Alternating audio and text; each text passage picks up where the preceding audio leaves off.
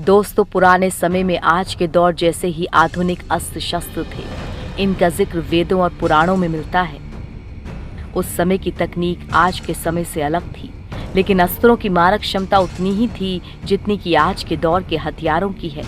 हालांकि उस दौर में ये किस तकनीक से चलाए जाते थे, ये एक रिसर्च का विषय है। पुराने दौर में न आज के जैसी तकनीक थी, न ही हथियार बनाने के लिए मशीनें थीं। फिर भी उनके हथियार आज की ही तरह घातक होते थे। सोचिए कि अगर उस समय के हथियार आज भारत के पास होते तो क्या चीन और पाकिस्तान जैसे देश भारत के सामने सर उठा पाते? अगर आज भारत के पास महाभारत काल के हथियार होते तो उनके एक ही वार से ये दोनों देश दुनिया के नक्शे तक से मिट जाते, क्योंकि ये अस्त्र शस्त्र हाइड्रोजन बम से भी ज्यादा घातक हैं। इनकी मारक क्षमता इतनी आक्रामक थी कि इनके एक ही वार में पूरी पृथ्वी पर प्रलय आ सकता था। पृथ्वी क्या, इनके एक ही वार से अंतरिक्ष में भी तबाही आ जाती। दोस्तों, आज हम आप लोगों को ऐसे ही कुछ हथियारों के बारे में बताने वाले हैं। इनका इस्तेमाल महाभारत काल में हुआ था। आज हम आप लोगों को उन हथियारों की ताकत के बारे में बताएंगे। परमाणु हथियार से ज्यादा खतरनाक था ब्रह्मास्त्र। इस हथियार को भगवान ब्रह्मा ने बनाया था। ये एक ऐसा हथियार था जो हमेशा अपना लक्ष्य पूरा करता ही था। इसे तभी रोका जा सकता था जब दूसरे ब्रह्मास्त्र का इस्तेमाल किया जाए, वरना इसको रोकना नामुमकिन था। ब्रह्मास्त्र उस समय एक तरह का परमाणु हथियार था, जिसे दैवीय हथियार भी कहा गया। माना जाता है कि ये अचूक और सबसे भयानक अस्त्र था।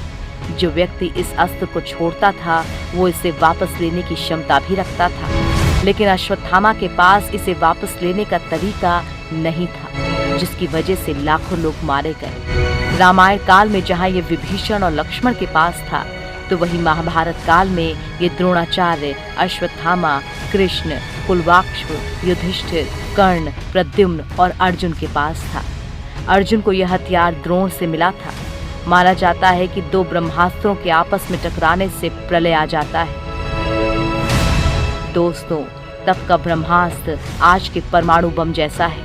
1945 में अमेरिका ने जो परमाणु बम नागासाकी में गिराया था, उसमें भी लाखों लोग मारे गए थे। आज के समय में अगर इस तरह का हथियार भारत के पास होता तो चीन शायद भारत के पैरों में होता। भगवान विष्णु का हथियार नारायण अस्त्र। नारायण अस्त्र भगवान विष्णु का एक प्रमुख हथियार था। यह अस्त्र भी पशुपतास्त्र की तरह ही खतरनाक है। इस अस्त्र को चलाने के बाद दुनिया में कोई भी शक्ति इसका सामना नहीं कर सकती है। इसको रोकने का केवल एक ही तरीका है कि शत्रु अपने अस्त्र शस्त्र छोड़कर नम्रतापूर्वक इसके सामने सर झुका ले और अपना समर्पण कर दे। इस अस्त्र के सामने झुक जाने पर यह नुकसान नहीं पहुंचाता है। महाभारत में अश्वत्थामा ने भीम पर नारायण अस्त्र का इस्तेमाल किया था। यह अस्त्र बहुत ही प्रचंड था। इस अस्त्र में बहुत ज्यादा गर्मी होती है। धनुष से निकलने के बाद इस अस्त्र ने चारों ओर आग की बारिश कर दी थी, जिससे लोग जलने लगे और बचने के लिए इधर उधर भागने लगे।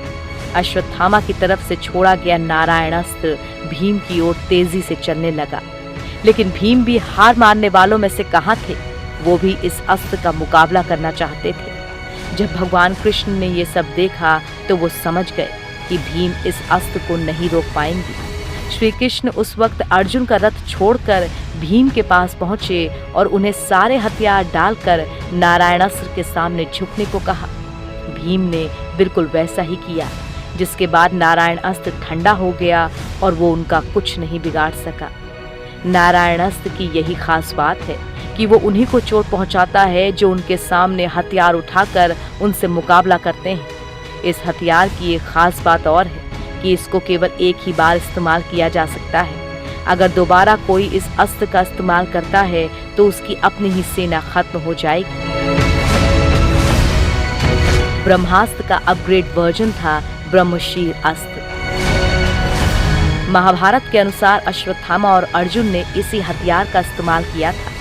ऐसा माना जाता है कि ब्रह्मशीर अस्त्र ब्रह्मास्त्र का अपग्रेड वर्जन है और दुश्मन का सफाया करने के लिए उल्काओं की बौछार करता है। यह हथियार भगवान ब्रह्मा के चारों सिरों को अपनी नोक के रूप में देखता है। ऋषि अग्निवेश, द्रोण, अर्जुन और अश्वत्थामा के पास इस हथियार को रखने का ज्ञान था। इस हथियार को किसी भी चीज में, यहाँ तक कि घास के एक तिनके पर भी लगाया जा सकता है। इस हथियार के बारे में कहा जाता है कि जहाँ पर इसका हमला होता है वो जमीन बंजर हो जाती है। 12 साल तक वहाँ पर घास का एक तिनका भी नहीं उगता। यहाँ तक कि उस इलाके में बारिश तक नहीं होती और वहाँ का पानी तक जहर बन जाता है। अगर इस हथियार की आज के दौर में किसी हथियार से तुलना की जाए तो वो बेमानी होगा, क्योंकि अभी तक किसी भी देश ने इस तरह का हथियार नहीं बनाया है। हाँ, अगर धरती को बंजर करने और पानी को जहरीला करने के बारे में सोचा जाए तो आज के समय में केमिकल हथियार इस तरह के अस्त्र हो सकते हैं। पूरी दुनिया को बर्बाद करने वाला पशुपतास्त्र। त्रिशूल के बाद भगवान शिव का ये दूसरा सबसे ज्यादा खतरनाक शस्त्र है। अर्जुन ने इस बाण का इस्तेमाल महाभारत युद्ध से पहले किया था। ये अस्त्र एक ही पल में पूरी दुनिया को बर्बाद कर सकता था। इस अस्त्र की सबसे बड़ी खासियत थी कि इसे केवल असुरों पर ही इस्तेमाल किया जा सकता था, नहीं तो ये पलटकर चलाने वाले को ही मार देता था।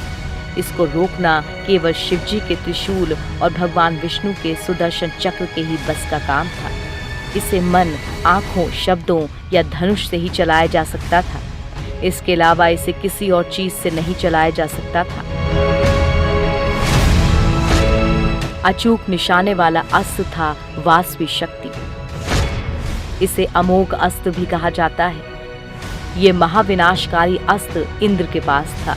इसकी खासियत ये थी कि इसे एक ही बार इस्तेमाल किया जा सकता था और इसका निशाना बिल्कुल अचूक था, बिल्कुल आज के स्पाइक मिसाइल के जैसे।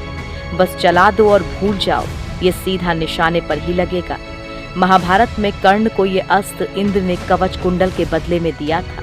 कर्ण इस अस्त्र का इस्तेमाल अर्जुन पर करना चाहते थे, लेकिन कर्ण को वासवी शक्ति अस्त्र का इस्तेमाल ना चाहते हुए भी दुर्योधन के कहने पर घटोत्कच पर करना पड़ा था।